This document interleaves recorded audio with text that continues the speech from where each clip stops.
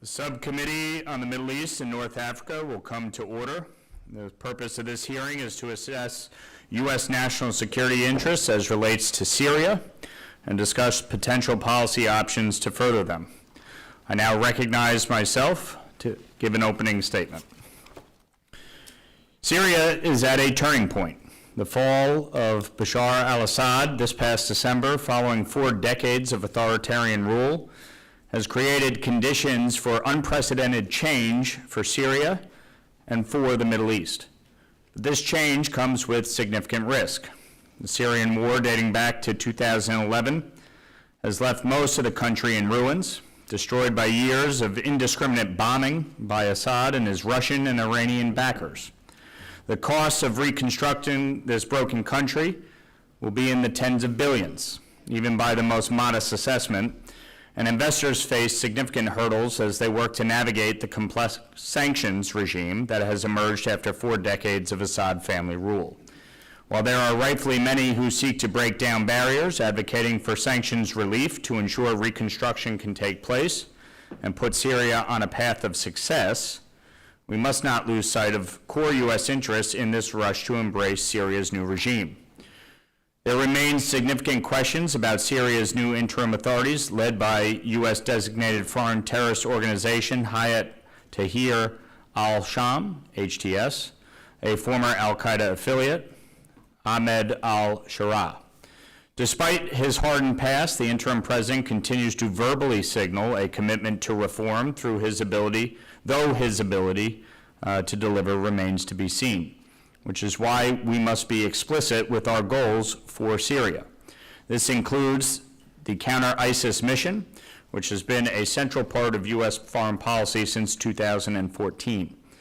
We must set clear expectations for the interim authorities on what we expect from them with respect to counterterrorism cooperation, to prevent a resurgence and assume responsibility for detention centers holding thousands of ISIS members and affiliated individuals in the Northeast. And concerns about extremism are not by any means limited to ISIS. Iran and its proxies have long used the country as a sanctuary space to plan and carry out attacks, including against Israel. While Russia sees Syria as a strategic launchpad to undermine our interests not just in the Middle East, but much further afield from Africa to Europe. There must be clear red lines when it comes to Iran and its proxies, as well as Russia's ability to operate in Syria. Preventing Syria from being used as a sanctuary space is vital not just for the U.S., but also for Syria. This will no doubt be one of the metrics used as the international community measures the success of Syria's transition and, by extension, for the prospects for further economic relief. For Syria to succeed and reestablish itself on the international world stage, it must take action to prevent extremism from thriving once again, including by signaling a commitment to inclusive governance by establishing a positive working relationship with our Kurdish partners, the Syrian Democratic Forces. They have been at the forefront of the campaign to ensure the enduring defeat of ISIS. On that basis, the Trump administration has rightfully taken steps to waive U.S. sanctions on a limited and temporary basis, giving al-Sharaa sufficient time to demonstrate he is able to turn his words into actions. But this is not, I have to stress, a full embrace of al-Sharaa or those he continues to surround himself with. We must use this opportunity to press him on key U.S. priorities, notably as relates to counterterrorism, while also retaining limitations on U.S. sanctions relief to ensure Iran and Russia cannot benefit financially. Al-Sharaa has expressed a concerning willingness to embrace Moscow despite Putin's complicity in war crimes against the Syrian people. For Russia, their presence in Syria is not just about the Middle East.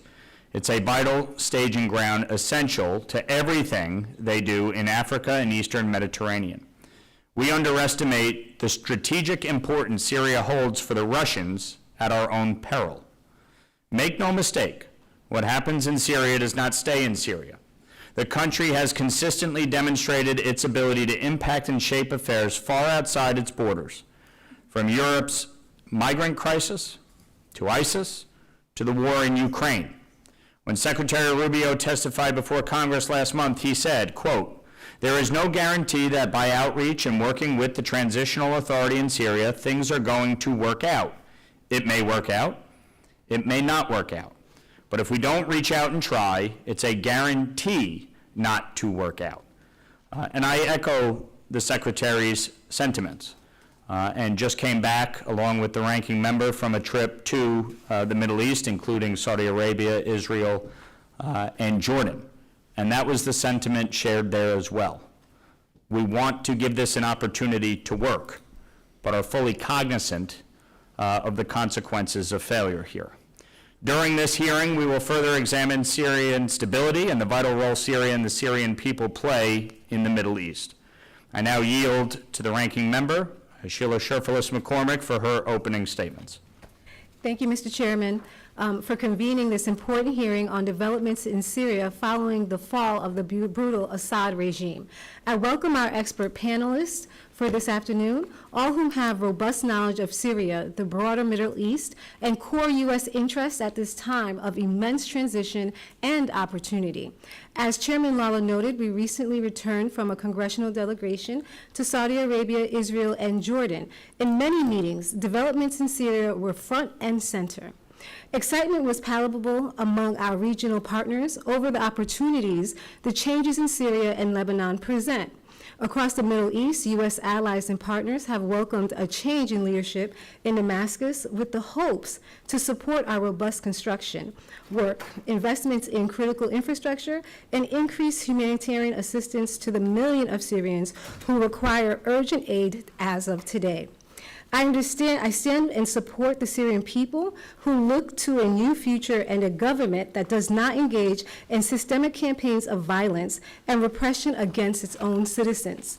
I welcome the Trump administration's initial engagement with the new government of Syria, including the decision to lift certain sanctions through the General License 25 and issuing a 180-day waiver on the Caesar Act sanctions. However, while the president is correct to say that this is Syria's moment to shine, helping Syrians to meet this moment requires a clear plan. This is noble. However, I do not believe that this can be achieved without providing incentives that would allow the new Syrian government to create an enable environment and a strong institution which is needed.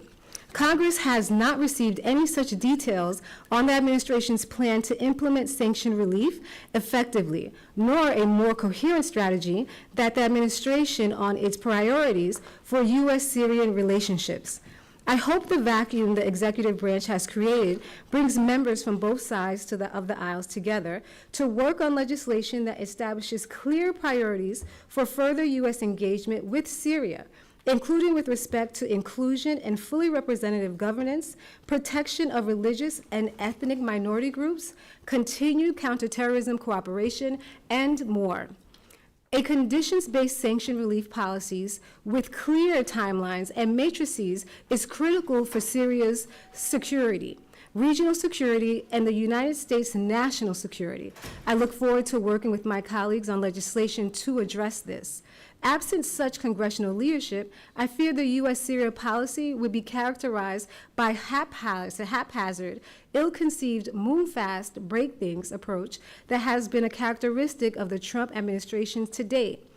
The stakes for Syrian people are too high, and a peaceful Syria is too critical to our own interests to be reckless and unfocused. Incentives for direct deliverables for Syria are critical. U.S. policy on Syria must continue to prioritize effective and multilateral counterterrorism operations, securing high-value ISIS detainees, restoring critical life-saving humanitarian aid that contributes to de-radicalization, elimination of chemical weapons and stores, and unexploded ordinances, and capability building for the interim government's security forces. It also requires robust engagement with our regional partners, including Jordan. At the exact moment when a change in Syria requires a full set of foreign policy tools to advance U.S. interests, the Trump administration has not only proposed a gutting of the State Department, but numerous United States stabilization and assistance programs active in Syria and within neighboring countries have been cut. Today, because of the Trump administration's policies, our regional partners in the Middle East are asking whether we keep our word, whether our adversaries are betting that we won't. I welcome the opportunities to speak with our panelists about the policies and strategies we should be working on to ensure this moment of cautious optimism for Syria's people is not wasted and the United States' interests in the region are protected. I yield back. Thank you, the ranking member. Other members of the committee are reminded that opening statements may be submitted for the record, and we are pleased to have a distinguished panel of witnesses before us today on this important topic. The Honorable David Schenker, Taube Senior Fellow at the Washington Institute for Near East Policy and previously Assistant Secretary of State for the Bureau of Near Eastern Affairs under President Trump's first administration. Dr. Anna Borshchevskaya, Harold Grinspoon Senior Fellow at the Washington Institute for Near East Policy, and Dr. Jon B. Alterman, Brzezinski Chair in Global Security and Geostrategy at the Center for Strategic and International Studies. This committee recognizes the importance of the issues before us and is grateful to have you here to speak with us today. Your full statements will be made part of the record, and I'll ask each of you to keep your spoken remarks to 5 minutes in order to allow time for member questions. I now recognize Mr. Schenker for his opening statements. Thank you, Chairman Lawler, Representative Ranking Member Chair Phyllis McCormick, honorable members. Appreciate the opportunity to be here today. The future of Syria matters greatly to the United States. Under Assad, Syria was a source of regional instability and a persistent threat to Israel, Lebanon, and Jordan, among others. Assad's fall represents an opportunity for Syria, Washington, and its regional partners. There's been a lot of perseverating lately about Ahmed al-Shara. To be certain, he's no panacea. At a minimum, he's an Islamist and likely a burgeoning authoritarian. Notwithstanding lingering doubts, though, I believe al-Shara is much better than Assad. He might not succeed in unifying and stabilizing Syria. 5 months after the fall of Assad, though, al-Shara is the only game in town. The Trump administration should invest diplomatic capital to help him succeed. Now, time will tell whether suspending crippling U.S. sanctions was the right decision. The gradual process may have had more success at shaping the new government, or perhaps continued U.S. economic pressures would have scuttled al-Shara's already unlikely attempt to stabilize a fractious and scarred Syria. As with many U.S. policy decisions, the initiative to suspend sanctions was not a choice between good and bad, but rather a choice between bad and worse. Washington has no doubt ceded some leverage, but I believe Trump made the less bad decision. That is, to give al-Shara and the new Syria a chance. Meanwhile, al-Shara is meeting some expectations on important issues. He's cooperating with the U.S. on counterterrorism and undoubtedly will continue to do so. It's important that U.S. forces remain in Syria until conditions are conducive to withdrawal. Foreign fighters constitute an even bigger challenge for al-Shara. Terrorist militiamen and foreign jihadis played a key role in toppling Assad, so these men are not going to be expelled. Now, at al-Shara's request, the administration has consented to the integration of some 3,500 of these fighters into a unit of the military. While expedient, it's difficult to imagine that this decision won't have problematic long-term implications for discipline, accountability, and public confidence. Integration of these jihadis doesn't solve the problem, it defers it. Post-Assad Syria will not be a democracy. Still, Washington does have an abiding interest in the protection of minorities, a modicum of human rights, and some kind of political representation for Syria's ethnic and religious communities. I'm talking about the Kurds, Druze, and Christians alike. As an inclusive Syria, I believe, will mitigate towards stability. Going forward, Washington should set and convey expectations to al-Shara on terrorism, foreign fighters, and governance, and be prepared to re-implement sanctions if Syria's trajectory dictates. Al-Shara's relations with Israel are also another challenge. Since the fall of Assad, Israel has been occupying and bombing Syria, at times justifiably. At the same time, the government is interdicting Iranian weapon shipments destined for Hezbollah. Over time, direct discussions between Israel and Syria, which are reportedly underway, could help build some trust between the parties, stabilize the border, and lead to more normal relations between these longtime enemies. Another concern is that a weak Syria will invite foreign meddling.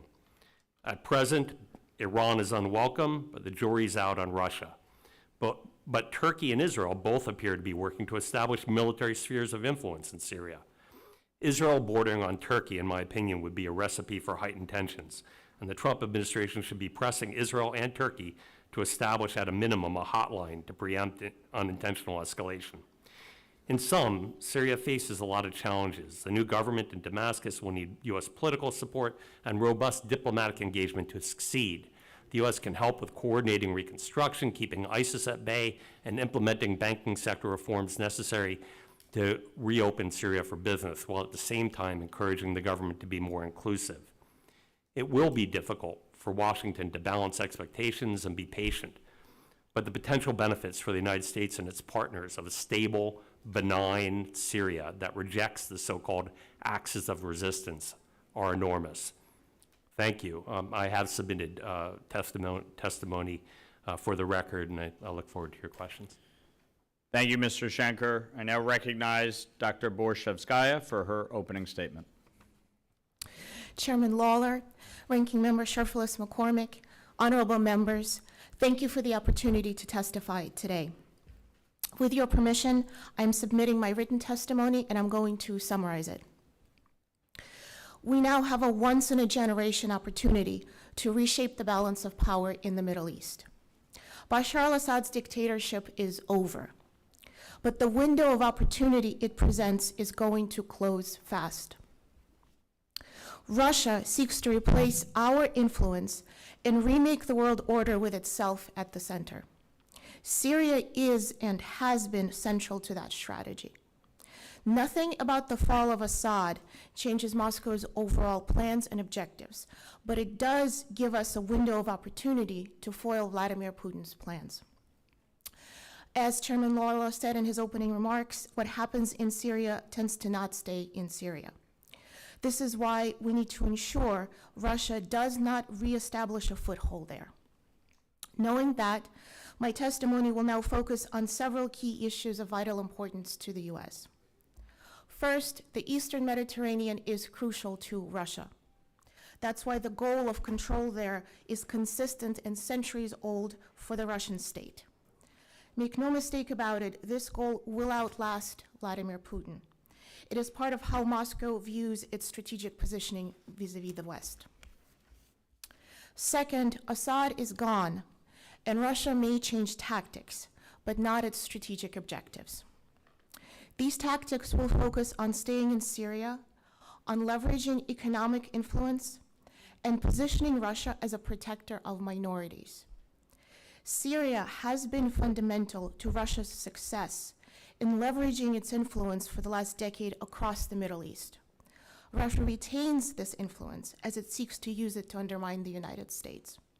And if Moscow can navigate the new Syrian regime, the Kremlin can continue to exert influence. Assuming the United States does not want to see its position weakened in the region, and I would suggest that that would be disastrous, the U.S. must ensure that Russia does not reestablish control in Syria. To that end, the U.S. could utilize its influence through a carrot-and-stick approach to block Russia's ability to leverage power. The U.S. can achieve it through the following. First, by tapping into the strength of Ukrainians. Facilitate greater ties with Syria and further empowering Ukrainians all across the Middle East and North Africa. In Syria, the U.S. can facilitate economic and diplomatic ties between the two countries, for example, by supporting Ukraine's wheat deliveries to Syria. And all across the MENA region, the U.S. can facilitate a push for Ukrainian technology, arms trade, and information. Over the last 3 years, the Ukrainian military has integrated Western and post-Soviet military systems and made impressive innovations in the arms industry. And we saw an example of that most recently with Ukraine's drone attack on Russia this past weekend. We saw how creative, how powerful that attack was. The U.S. now has significant opportunity to partner with Ukraine to help transform and modernize Middle East states that have been traditional Russian client states. Second, continual engagement with the Syrian government. This engagement should include demonstration that if this government meets certain guideposts, it will be able to unlock aspects of a normalized relationship which it desires. And lastly, limiting Russia's resources through additional sanctions and tackling Russia's so-called ghost fleet of illicit oil tankers. As the United States and in Europe ease or suspend sanctions against Syria, they must balance the need to help Syria recover with the need to block Russia's ability to profit from this recovery and use its economic tools to gain control. This could also include additional sanctions against Russia and entities that work with Russia, and working with Turkey to crack down on the ghost fleet's legal violations and ecological threats. I began my testimony by telling you that this is a once-in-a-generation opportunity. Let me reiterate here that this window is closing quickly. While we deliberate, Russia is strengthening its partnerships with Iran, China, and North Korea. Ensuring Russia does not reestablish a position in Syria is bigger than Syria, but it is also bigger than even Russia alone. Thank you. Thank you, Doctor. Thank you, Dr. Borshchevskaya. I now recognize Dr. Alterman for his opening statement. Thank you, Chairman Lawler, Ranking Member Sherfilis McCormick, distinguished members of the committee. Let me start by expressing my condolences over the passing of Mr. Connolly. He and I met almost 40 years ago when he was working for Senator Pell, and I was a very young aide for Senator Moynihan. Then as now, I was in awe of his energy, his creativity, and his dedication to public service. His loss is a loss to this committee and to the country. As Chairman Lawler said, Syria stands at a profound inflection point. Syrians celebrate having overthrown a brutal dictatorship, but they don't know whether they will live under another dictatorship, a theocracy, a democracy, or a failed state. The questions before Congress are clear. How much should we care about Syria's future? How much can we shape it? And how should we proceed? On the first point, make no mistake. Syria is important to U.S. national security. It borders key U.S. allies, Israel, Turkey, and Jordan. The country hosts an active jihadi movement, and elements in the country have a long history of cooperation with Iran. Syria's new leaders are overwhelmed by their domestic needs. They're navigating the wreckage of 50 years of dictatorship and 15 years of civil war. The economy has operated on bribery, government shakedowns, and Captagon drug sales for years. Infrastructure is crumbling, and there's a critical shortage of capable administrators. The government also faces severe security dilemmas. Two of the most important are how to handle tens of thousands of Syrians who supported Assad's repression, and how to manage jihadi movements that include thousands of foreign fighters who've been important allies of Syria's new leaders. Our impact in this context is going to be limited. We'll have the most influence shaping Syria's external environment. Multiple countries have keen interests in Syria's future, and that creates some dangerous dynamics. Turkey sees itself as the dominant external actor, and it's worked closely with Hayat Tahrir al-Sham, Syria's current rulers. Turkey views Syrian reconstruction as both a security imperative and also a business opportunity. Israel's interests sharply conflict with Turkey's. Israeli leadership views Syria's new leaders as jihadist or jihadi adjacent. After decades with Hezbollah threatening Israel from Lebanon, Israel is creating a buffer zone along Syria's border while working to weaken Islamist forces in the Syrian government. Iran seeks to maintain a foothold in a country where it invested tens of billions of dollars and maintained a strategic pathway to Hezbollah. And as Anna suggested Russia similarly attempts to preserve its military bases and what's left of decades of influence and investment in Syria. Europe wants a peaceful Syria to stem any refugee flow, and the Gulf states want to keep Iran marginalized. In this, Syria faces a critical danger beyond jihadi capture. It could become a battleground for regional proxy wars, much like Lebanon was in the 1970s and 1980s. The growing hostility between Israel and Turkey, exacerbated by the Gaza war, poses particular risks. Countries may adopt unsavory allies to undermine each other in Syria, and the effects could spread regionally. The Trump administration correctly relaxed sanctions, and it's given Syria's new government an opportunity to demonstrate its intentions and capacity. Still, that policy needs some adjustment. First, while appointing a Syria envoy was constructive, choosing somebody who's simultaneously ambassador to Turkey creates a conflict of interest that will make balancing between the regional players much harder. Ambassador Barak's two jobs will be in conflict much of the time. Second, we can't exert influence over allies and partners while they pour aid into Syria and we completely abstain. Humanitarian engagement here serves U.S. self-interest and isn't mere charity.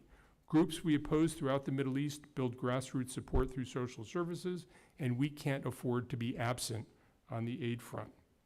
We don't have to fully understand Ahmed al-Shaara's motivations or trust his background, which includes troubling associations with some of the region's most vicious terrorists.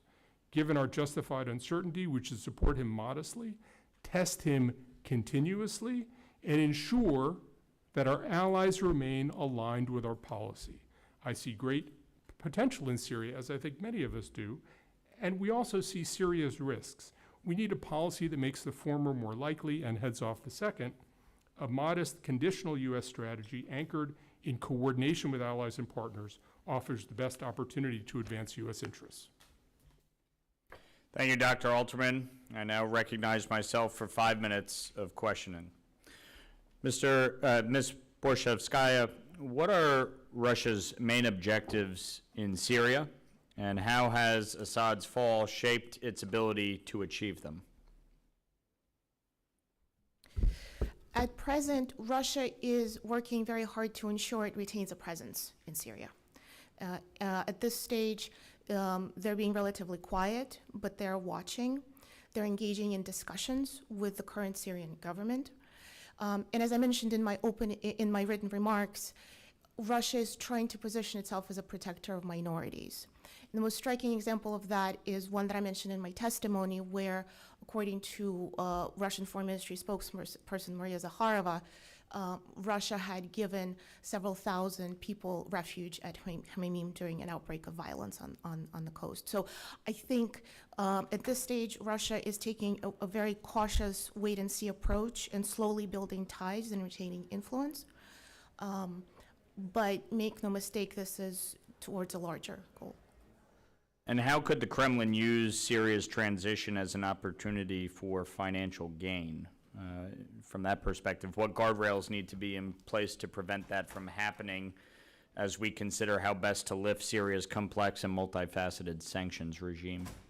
So I think Russia's one big advantage Russia has is its trade relationships with the Gulf states. And as we're now seeing Gulf states looking to engage economically with Syria, given the fact that Russia has these strong relationships with these countries, so many of Russian oligarchs have fled to the Gulf after Russia's invasion of Ukraine. Russia could find ways to cement ties through second and third parties, and that would be hard to trace. And that's something that we need to continuously monitor and look to block. Mr. Schenker, how might the power vacuum in a post-Assad Syria be exploited by regional actors like Turkey?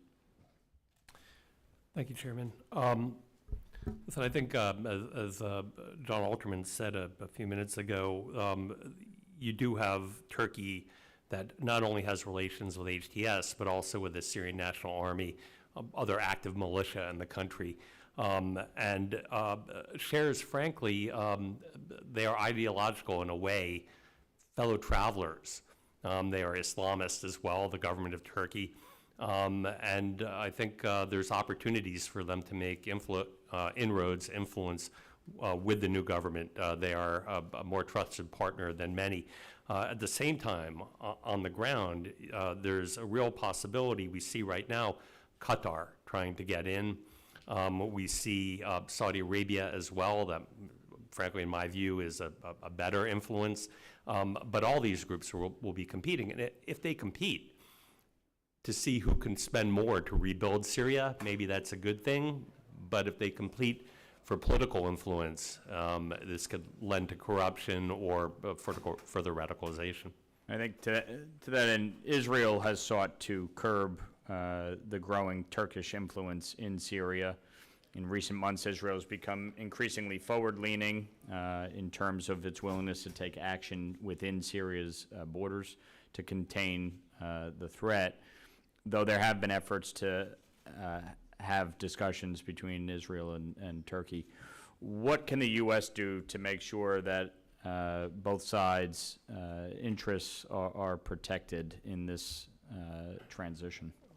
Thank you. Certainly, I think that the United States should be working with Israel and Syria if they need our help to get together and chat quietly, to deconflict, to gain a better understanding of where each party is at, what their own concerns are. You're not going to have a successful Syria, frankly, if you can't have Syrian government forces operating south of Damascus. So what can be done to reassure Israel, and what can be done going forward to on areas that are overlapping, where both al-Shara and Israel agree. ISIS has to be fought. Palestinian groups may have to be restrained. And these are things that both Israel and Syria can work on jointly. Lastly, al-Shara has pledged to establish inclusive governance in Syria and certainly prevent the country from becoming a staging ground. I think, obviously, he has said a lot of the right things. That was a takeaway, certainly, from my conversations in Saudi Arabia and Israel and Jordan. But obviously, the proof will be in the pudding. So what is your assessment of his willingness to deliver on these promises thus far? And does he have an effective command and control of the various militia groups on the ground? Those are two good questions, but two separate questions. I think in terms of inclusive governance, the answer is this is very much a work in progress. They had committee meetings to talk about the Constitution or the temporary Constitution. These were widely panned, I think, by minority groups as being performative, that there wasn't a real inclusion. Other types of things that have appeared, that the nature of the Syrian state is defined as being a Muslim state in the Constitution. This, to many in Syria, is viewed as exclusionary. And the appointment of certainly, we can go beyond just minorities. So the inclusion of women in government is also, I think, striking how low it is. As for command and control, or control over these militias, the answer is no. I think he controls a very small part of Syria to date, and is even working to incorporate in an effective manner the SDF, the Kurdish US-backed counterterrorism partner. This too, I think, is a challenge, if for no other reason that al-Shara himself has appointed a jihadi to be in charge of Hasaka, who has perpetrated atrocities against Kurds before. Thank you. I now recognize Ranking Member Sherfless McCormick for 5 minutes. Thank you so much, and thank you for your testimony. Being actively participating in the recovery and reform of Syria is top line for us to make sure that Syria has a real chance of succeeding. And I think our goal really is to be one of the strongest partners to Syria, but also to be the most influential. And right now we're competing with Russia, and we're aware that Russia now has 2 bases that it does have control over. But I wanted to first start with the first half. How can we be successful in being the strongest partner to ensure we have stability? Do you believe that I know we lifted the sanctions, but what are some of the reforms or strings that you would like to see attached when it comes to incentivizing them to make sure that they're actually moving in a forward movement that we can trust and believe in? Oh, that question is for Dr. Altman. Well, actually first. I was actually going to ask it to all you guys, but I'll start with you. Thank you. Well, I think first, we're all friends from many years ago, and I think we also fundamentally agree on many of the issues Yes. that is here, as many of you do. Look, I think the way we become a force multiplier is partly we are active on the ground, but I think even more important is we have an ability to rally our partners and allies in a way that no other country does. There is, as you've heard from several of us, there's a real challenge of Israel and Turkey mixing up, but there are other parties too. And to me, there's partly an issue of what our aid should be, but I don't think we should spend a lot of time trying to create the perfect incentive, the perfect conditions, the perfect consequences of bad action. I think it's much more important that we make sure all of our friends and allies are rowing in the same direction. It's not at all clear to me that they will. It's not at all clear to me that they want to. And to me, that this is really, it's partly an aid issue, but I think more fundamentally, it's a diplomacy issue, and it's the administration speaking with one voice about some very complicated issues, where I think the administration may not agree internally on all of the issues, but I think we have to speak with one voice, act with one hand, and persuade our allies and partners to join with us rather than undermine each other, which I think will really undermine the chances for recovery in Syria. Well, you mentioned that we need to use all of our diplomatic tools, and right now our toolkit has been diminished due to the cuts we've seen with USAID. So I wanted to narrow in, are there any that you think are imperative for us to actually have some guardrails so we can say these need to be in place so we can help move them along in a positive direction? Some of the responses we got when we were overseas also, there's an ambivalence about this new administration and government. So how can we put guardrails, if anybody has any suggestions, what needs to be incorporated to help them along? And I'll open that up to you. Ranking member, listen, I think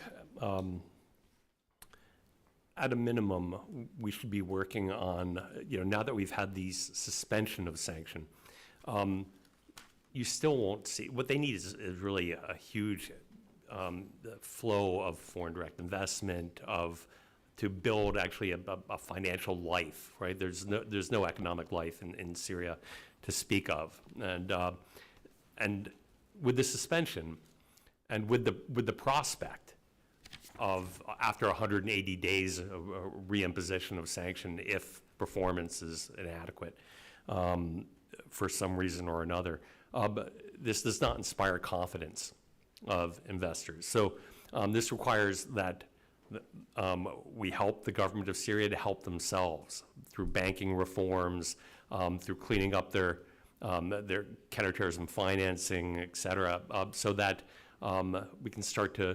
people can start to rely on banks and they can actually do business. That's at a minimum.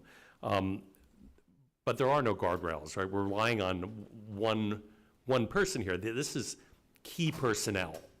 And it's remarkable, really, the irony that we are relying on a U.S. designated erstwhile terrorist to secure all these disparate factions of Syria in this broken society. So I think it's also important to be thinking about executive protection. Well, my last question, if I can have a moment, I really wanted to get to the two bases which are under Russian control. Do you believe that Russia will be successful in maintaining control and influence over those bases? Well, I think that remains to be seen, but I think Russia has a real chance in maintaining a nominal degree of control. And that is very important because that's Russia's ability to project power into multiple directions, into NATO's southern flank, into the Middle East, and into Africa. Beyond that, if I may, to your earlier question about what can we do, I agree with David. The reality is there are no guardrails, but I think we could aim to demonstrate that we are committed to Syria and that we're going to be consistent. Russia came into Syria 10 years ago at a time when there was a vacuum, and any vacuum that there is, Russia is going to fill. So I think if we can demonstrate a consistency and interest, because one of the biggest problems that many of our partners have with us is that we're inconsistent. We say one thing and then we change policies. Sometimes we don't know what their policy is.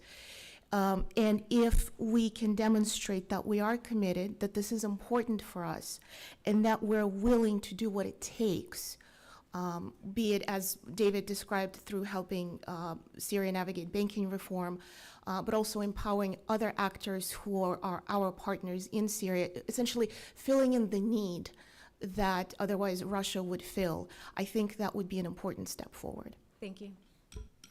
Thank you, Ranking Member. I now recognize the gentleman from South Carolina, Representative Wilson, for 5 minutes. Thank you very much, Chairman Lawler, and I want to say amen to your opening comments. Additionally, how important this hearing is. Thank you, Mr. Chairman. All the members are here, which is outstanding. Ryan Zinke has just joined us all the way from Montana. And then I'm really grateful that we have Congressman Corey Mills here, who actually was in Damascus last month to support the people of Syria. So we are just so grateful for what we see as a historic decision by President Donald Trump to lift all sanctions on Syria. I believe it was a masterstroke that has the potential to lead to a complete realignment of the Middle East for stability, peace, and prosperity for all the people. It's particularly important to me because last November, I had the distinction and honor of being identified by the dictator Bashar al-Assad as an enemy of the state. I take that as a great honor. 3 weeks later, he fled to Moscow, where he should be with war criminal Putin. What a great team they are. But again, it's so exciting to me, the people of Syria standing up for freedom and democracy. In one move, President Trump has boxed out China from the heart of the Arab world. He has additionally provided for helping expel Russian bases, which are logistics for the Russians, for war criminal Putin, maintaining dictatorships in Africa. He has also prevented the Iranian regime from resurgence and taken a major step to put pressure on ISIS.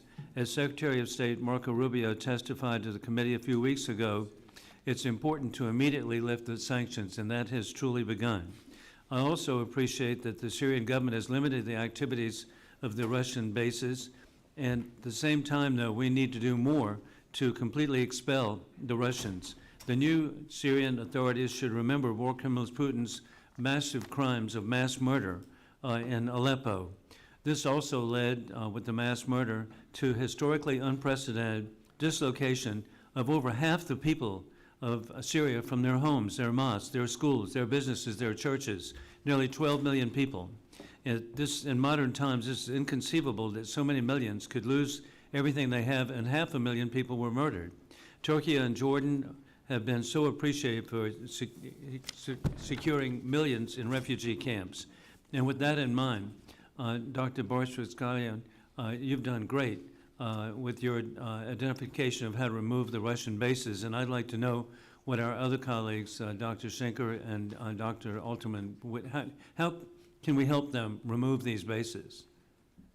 Well, I'll take a first crack at that. I think the government of Syria is disinclined toward Russia and Iran for the reasons that you mentioned. Yeah. Russia and Iran helped the Assad regime kill 500,000 Syrians in what resembles a genocide, and to force 12 million Syrians into exile in something that resembles ethnic cleansing. And so they are disinclined, and we've seen already that the government of Syria, the Shara government, has canceled contracts with STG Engineering, a Russian engineering firm that was developing Tartus port, the civilian port in Tartus, and signed an $800 million contract with Dubai Port World from the Emirates. This is a positive step. But this is going to require, I think, ongoing diplomatic engagement. Iran, also, there's no direct flights right now. The ties are not great. I think they're weary, and they keep on intercepting and interdicting Hezbollah weapons that Iran is sending into Syria to traverse into Lebanon. So they're doing the work, but I think they need to be pushed over the finish line, and they're going to need something eventually to fill that vacuum to replace Russia. Thank you, Congressman. If I may, I think that to add to what David said and to underline in some ways, this persistent attraction of Russia is if the government of Syria feels it may need a veto on the Security Council. And the Russians are so unscrupulous that even after contributing to the death of hundreds of thousands of Syrians, I think they are willing to execute their veto for a partner that does something for them. And I think the Sharia government at this point may not want to abandon that option. The more secure they feel that things are moving in the right direction, the less they feel they need somebody to veto things for them. I think the less attractive the Russians are, because on many levels, commercial, military, and so on, the Russians aren't a very attractive partner. Well, I hope they see that America, Saudi Arabia, Turkey, Jordan, Qatar, UAE are much better partners than war criminal Putin. I yield back. Thank you, Representative Wilson. I now recognize the gentleman from California, Representative Sherman, for 5 minutes. President Trump is a tough negotiator when he's dealing with Americans or Canadians. He has eliminated the vast majority of our sanctions, and we still don't have a pledge that he'll be that the Russian bases will be eliminated. So you have one country that did not support Assad in any way, that does not have military bases in Syria. The side that was bombing the current government's forces retains those bases. Now,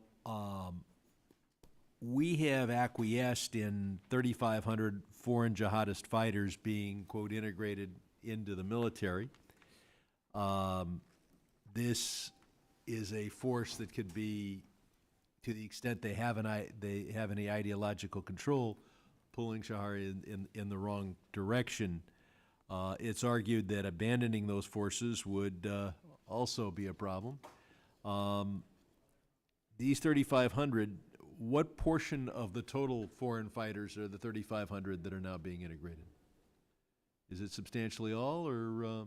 Yeah, the reports suggest that it's the vast majority of them. Of course, there were earlier reports that al-Sharia had given key posts to, and senior level posts within the Ministry of Defense and the military to about a dozen. Are those reports accurate?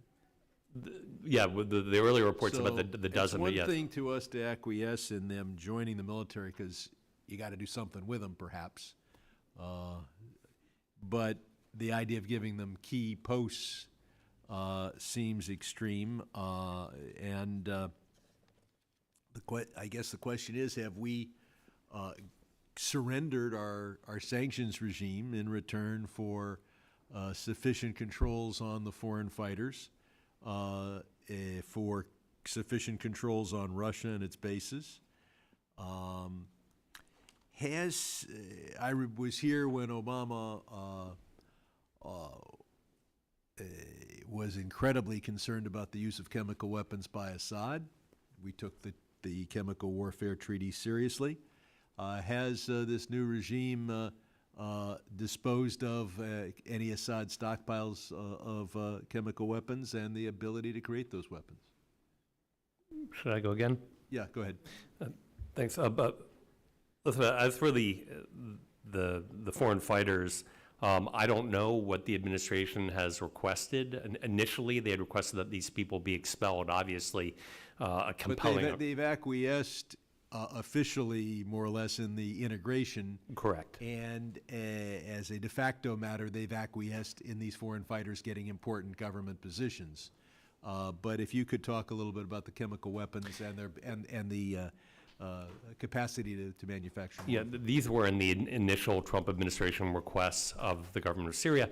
And in fact, this is one of the good news stories. The Syrians have provided access to the chemical weapons watchdog, and then I think just today, the IAEA was in Syria. They went out to Deir ez-Zor to look at Kibar and the remains of that, and 4 other nuclear So at least facilities. at least we're looking, and I assume that we have at least a commitment to dispose of these weapons of mass destruction. Congressman, one of the things that is most remarkable about Ahmed Shara is he has managed to convince all kinds of pretty difficult people that he's fundamentally on their side. Whether it was Zarqawi, whether it was Ayman Zawahiri, I mean, he and Abdelatif Baghdadi, his secret, Donald Trump. but his secret ability seems to be that he can convince people that fundamentally he's with them. I think he does it within his government. He does it outside of his government. I want to sneak in one more question. Do we foresee a Syria in which the Kurds, the Druze, and others will have effective control of their area, cooperate with the government, but still have autonomy and their own military presence?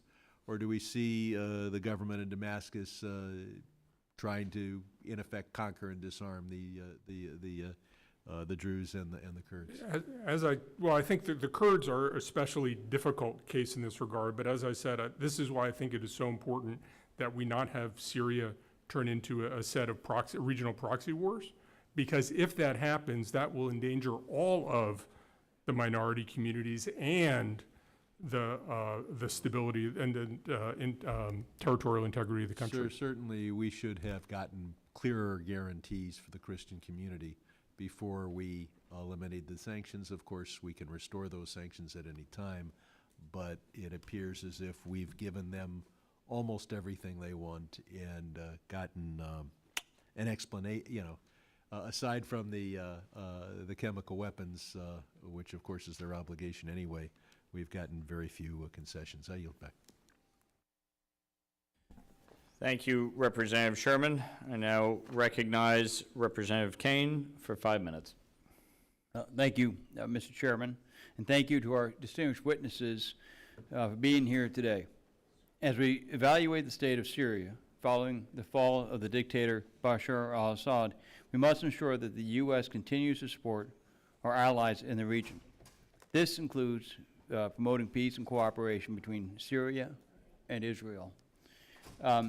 Dr. Borshchevskaya, recent reports have cited direct meetings between Israel and Syria in efforts to ease tensions between the two nations.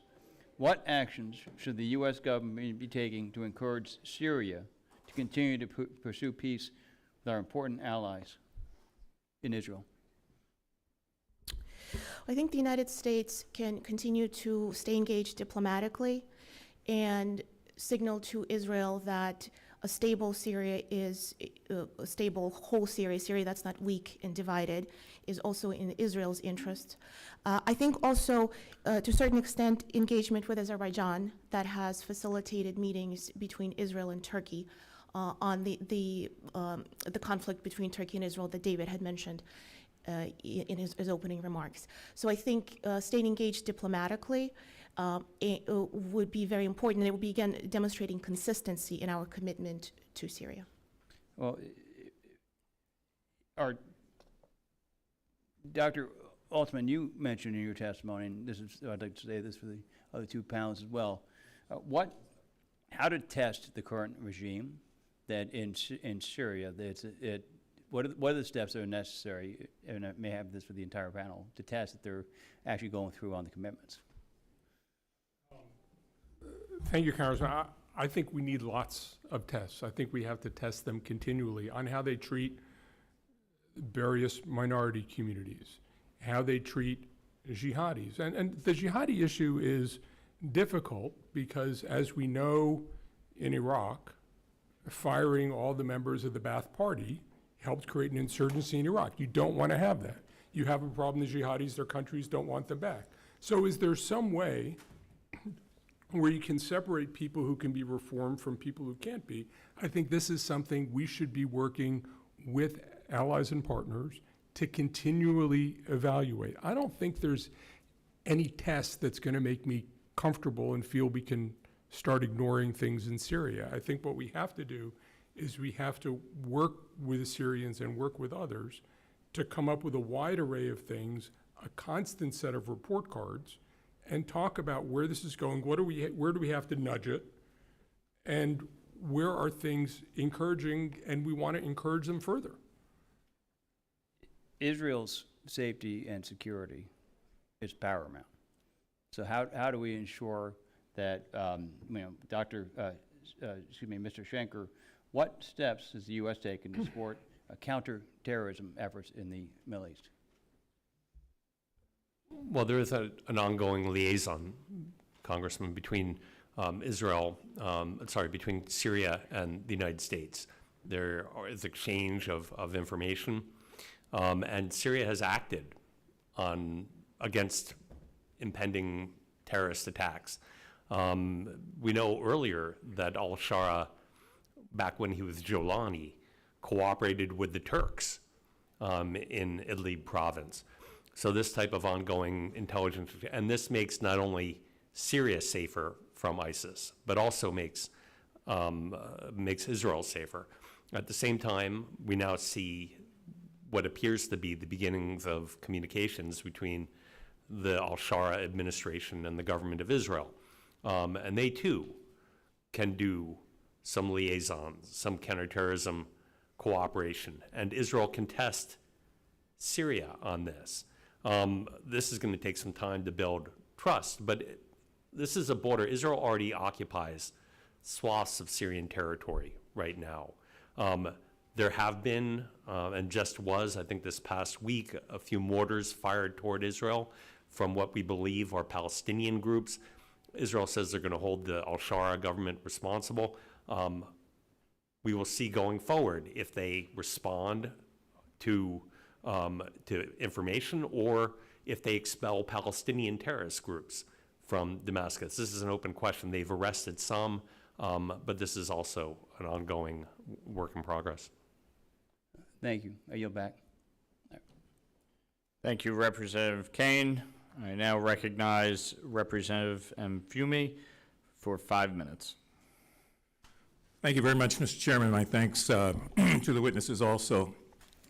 I don't want to be redundant, but there was something that caught my ear a moment ago. Mr. Schenker, you described, and I hope I'm adequately repeating this, the regime in Syria as being a disparate, erstwhile group of U.S. designated terrorists.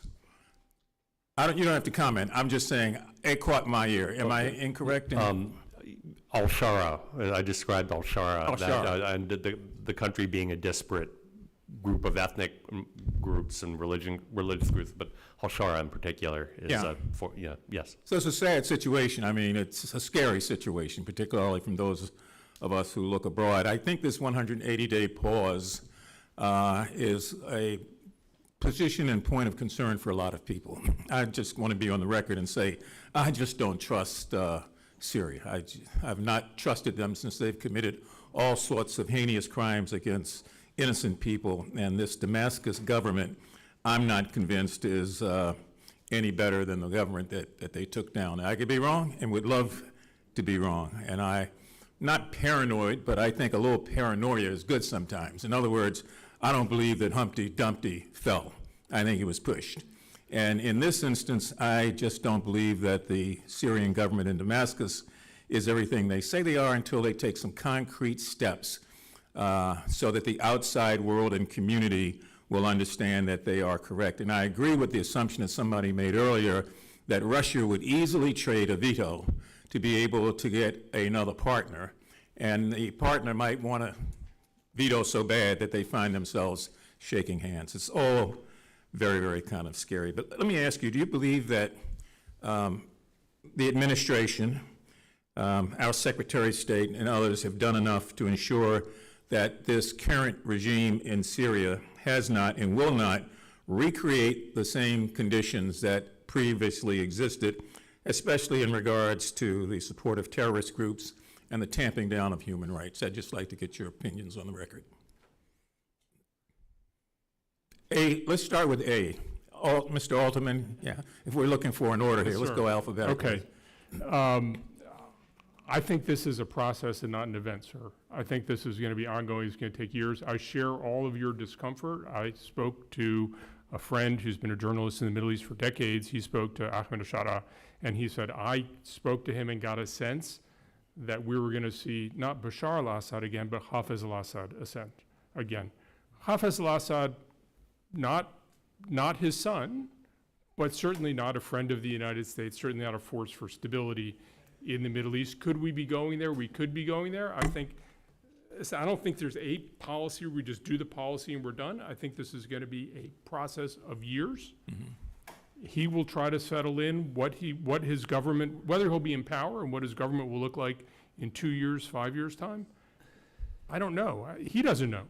It's quite possible that he will misjudge how to deal with radicals in his own midst. It's quite possible that he will fall prey to some sort of Israeli-Turkish differences. I don't know how this is going to go, but I think we have to constantly be watchful for all the reasons you say. Paranoid. Paranoid people have enemies, right? Yeah, they do. And and there are a lot of enemies in Syria, and there's a lot of bad stuff that has happened in Syria and will happen Okay, in Syria. let me We should just be in get the a couple more responses, and thank you very much for that. I appreciate it. Sure. I also share your concerns, and let me start by answering your question with the following. I was born in the Soviet Union. I remember when it fell apart. I was a child at the time, but I remember it very well. There was a sense of euphoria that Russia was going to transform into a liberal-style democracy. We saw what happened. Russia went back to its authoritarian past. So I share your concerns. I think the fact of the matter is, to answer your question, it's very hard to know what there is to be done. Has the administration done enough? There's only so much we can do to look forward. We have to take it one step at a time. We don't have a lot of leverage. And the fact that sanctions can be snapped back quickly, that there's this 180-day window, that is an important leverage that we have. But the fact of the matter is there's not a whole lot beyond that. And I think, as I said in my opening remarks, I think the most important thing we can do is to stay engaged and give consistent benchmarks and to demonstrate that we're going to hold this government responsible to those benchmarks. Thank you very much. My time has expired. I think the key here is gradualism. That's how we proceed, not with giant steps, but little bitty steps that we measure daily, weekly, and monthly in this process. Mr. Chairman, I yield back. Thank you. Thank you, Representative. I now recognize Representative Baumgartner for 5 minutes. Thank you, Mr. Chair, and thank you for this very important committee hearing. Syria has a special place in my heart, not just for the immense geopolitical importance of this troubled part of the world, but roughly 30 years ago, my first trip to the Middle East was as a Kurz scholar to Syria and Jordan, and I spent a really meaningful summer in Damascus and Aleppo, and saw at that time what I had hoped was going to be a world of new possibility and opening right before the peace, what would eventually be a peace agreement with Jordan and Israel, and so much potential in Syria, and certainly potential that has not been realized. In fact, it has gone much the other way in these last 30 years. And I very vividly remember when I was at the U.S. Embassy in Iraq during the surge, the challenge of foreign fighters coming across the border from Syria, and then as Iranian influence grew throughout the region, as the U.S. Stepped back, we saw some of the consequences there. And I also appreciate that all three of you testified to the importance of deliberate, thoughtful, strategic action by the U.S., I think much in contrast to what we saw, particularly under the Obama administration, when we saw an offhand comment by John Kerry open the door for Russia to enter the region. We saw a red line by President Barack Obama, then not enforced by the U.S. government. and then a statement by President Obama that Russia entering Syria was going to be a quagmire for them, that it was all a mistake. And I would just ask perhaps you, Anna, and I'll just call you Dr. Anna. When you're a Baumgartner, you under sympathy for challenges on last names. But could you contrast or give some thoughts on U.S. government policy in the last 15 years, kind of this haphazard, what I would call haphazard, but I'd like to hear your comments, versus what we'd like to see in a thoughtful strategy. And in the briefing document today, I saw a list of conditions from the State Department that they had put on the government of Syria to sort of come into the union with the West and the U.S. And as I was looking, I thought it's a good list of conditions, but I also thought, wouldn't it be helpful if we had a list of conditions, not the same conditions, but conditions for Syria's neighbors of behavior that we would like to see there, and perhaps specifically what would we like to see from Turkey and Israel, in addition to, I think it's a given that they would have a hotline to avoid a proxy war, but what would the one or two things we'd like to see from each of Syria's neighbors with respect to Syria, but both, so some commentary on the haphazard nature perhaps, and then what we would like to see from their neighbors. Sure. Well, first, the Obama administration saw Russia essentially as part of a solution rather than the problem as the ongoing Syria tragedy developed. And so, to me, what I highlighted over the course of my work is that Russia cannot be part of the solution. Putin had taken advantage of that perception. These events that you refer to, such as the statement that Syria was going to be a quagmire for Russia, Secretary Kerry opening the door for Russia, and so forth. There was this confusion about what Russia was, what it could do, and therefore, and then the belief that Russia could help disarm Assad. Remember, this was Assad's biggest backer, who frankly created Assad's chemical weapons in the first place. He could not possibly disarm him. So what I would like to see is more consistency and clarity that we need to compete with Russia. Russia cannot be part of a solution, especially not after helping Assad destroy this country. Because our credibility is on the line at this point. And in terms of what we'd like to see beyond the hotline, well, I'd like to see more diplomatic engagement, more commitment to empowering other actors, like I mentioned, perhaps potentially such as Azerbaijan, who has already stepped into this role. But also looking, to take your question a little bit further, beyond our partners, looking to create linkages between European and Middle East theaters. And that's why I highlighted the importance of empowering Ukrainians, tackling Russia's ghost fleet, looking at the bigger strategic picture, because that's how Russia is looking at it. Thank you, Representative Baumgartner. I now recognize the gentleman from Illinois, Mr. Schneider, for 5 minutes. Thank you, Mr. Lawler, and I want to thank the witnesses. I have so many questions. How do we help make sure that al-Shara succeeds? How do we protect minorities? How do we orient Syria towards our allies and away from enemies like Iran? But at the same time, how do we make sure allies like Turkey don't move the S-300s to Syria to get out of Katska? The things that we need to worry about. But Dr. Borshchevskaya, you talk about Russia and the Soviet Union, and I started thinking as I was sitting here about history. The Soviet Union lasted 69 years. To understand where Russia goes after the Soviet Union, you have to understand where it was before and look back, to the 800s. Syrian history goes back even farther, and you have more ethnic groups than you can count. When the Civil War started 12, 13 years ago, I remember using, I guess it was 2011, 14 years ago, using the metaphor of a corkscrew, and that there were so many different groups in there, and as countries around and even the U.S. got involved, we essentially tied ourselves to that corkscrew, and every time the corkscrew turned, it pulled us further and further in. And we didn't know what the outcome would be. Ultimately, finally, Assad left.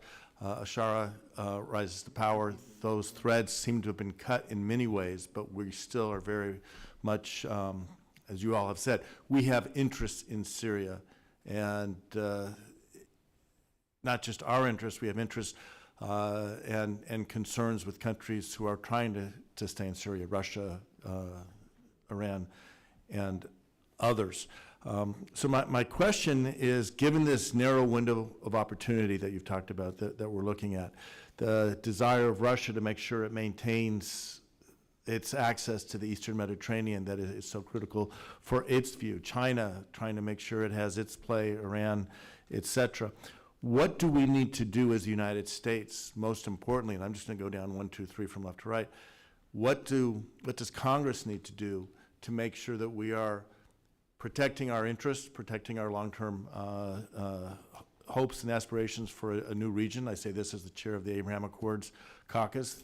Syria's talking about being a part of the Abraham Accords. And I'll leave it at that. So, Dr. Alterman. Thank you very much, Congressman.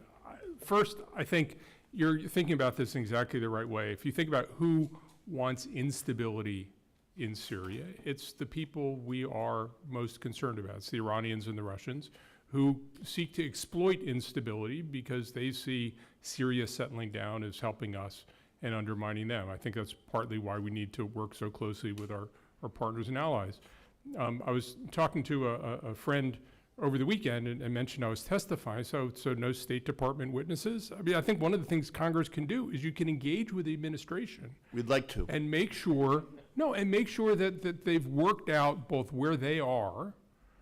As I say, I'm very concerned about Ambassador Barak trying to play both the Turkey role and the Syria envoy role, because it then becomes very hard to reassure the Israelis enough. But I'll say, if you do everything half-assed, you do nothing well. And so I agree with you. Dr. Borshchevskaya.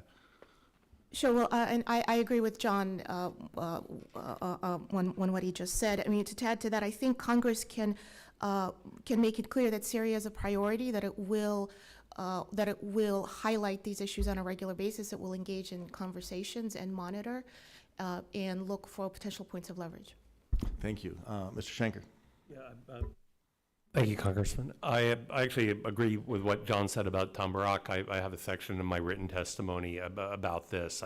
I don't think you can do two jobs with one person simultaneously well, in addition to the conflicts of interest. But I would do say one of the things you can do, and I don't know if you've already done this, but you know how you have the Syria Accountability and Lebanese Sovereignty Restoration Act?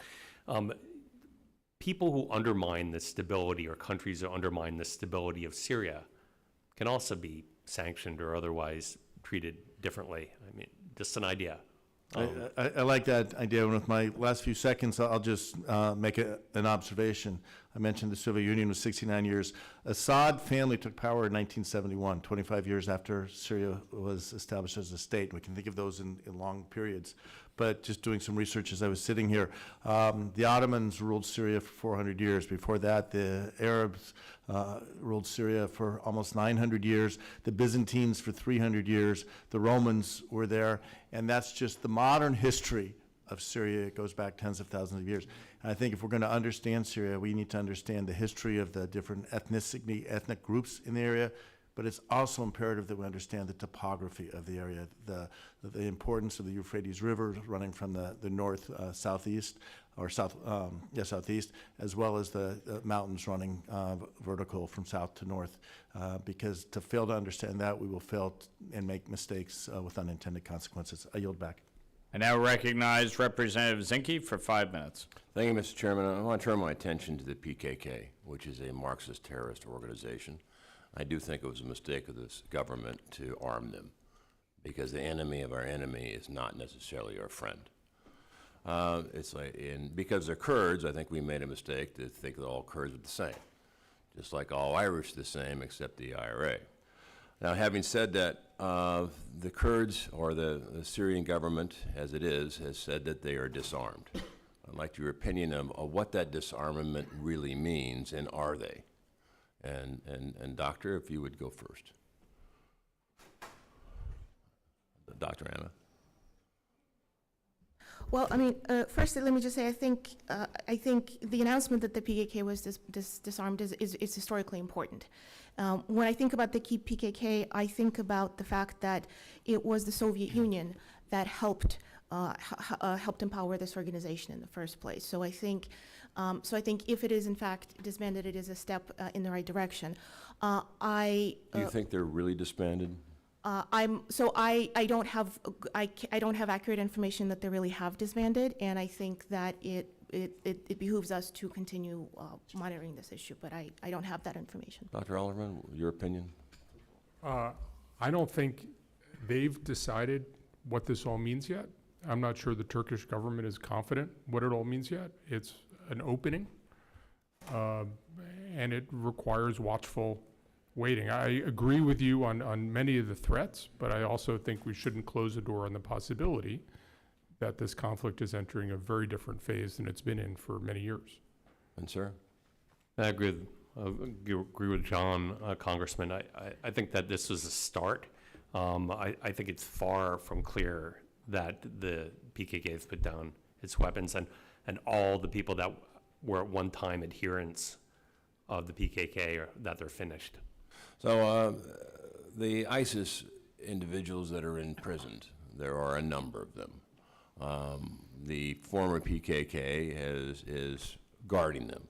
What should be our policy other than sending them to El Salvador? Well, the policy has been, Congressman, the repatriation ultimately of these people to go back to the countries that they were from, and that they would be responsible for them in those countries. As you know, no country wants to take back former members of ISIS. It's been a very slow process. Iraq is taking back some. Other countries, Oman is taking back some people, I believe.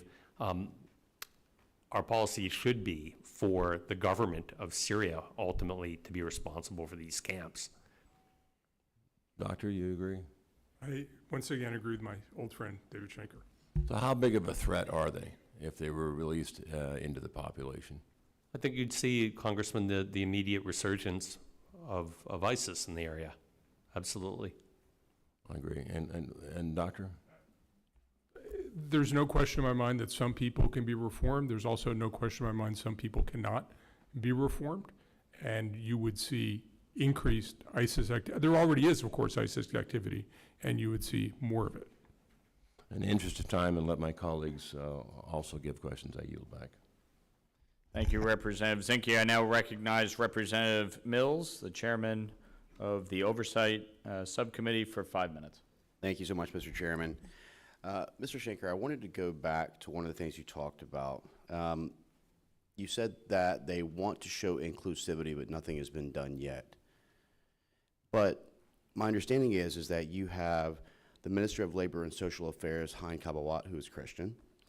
You have Amjad Bedr, who is the Minister of Agriculture, who is Druze. So would you like to kind of restate what you meant by that statement, just to be clear?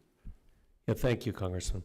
I was talking about if you look at overall composition of the government between, for example, men and women, and also if you look at what these communities said after the constitutional meetings and the consultations about whether their inputs were appreciated, taken into consideration, incorporated into the draft documents. I think that there was a lot of complaints from the communities. But speaking on the documents, I mean, in 2025, under al-Shara, he signed an agreement with the Druze representatives from Soweto province, which integrated the Druze into the entire state institutions.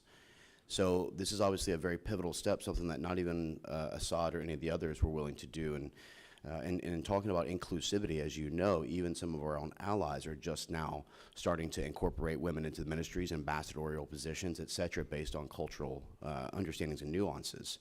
You also mentioned the IAEA, which is a very important part, but OPCW, who is actually the Organization for the Prohibition of Chemical Weapons, has been in there on multiple occasions inspecting every single one of the actual sites, and to include 22 sites just in the last week and a half, and how they would actually look at safely. This is the key thing. People think that you can just go ahead and pick up these chemicals and just toss them out in the trash and we're going to be good.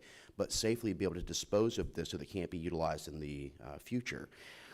We also talked about, and I agree with this, This is going to be one of those relationships that we have to not only be cautious of based on backgrounds and past experiences, but it's going to be a trust but verify relationship. And we know that very well in any conflict, post-conflict areas. But if we took the broad brush approach that someone's past therefore defines their future, we wouldn't have alliances with Japan and Germany to this day.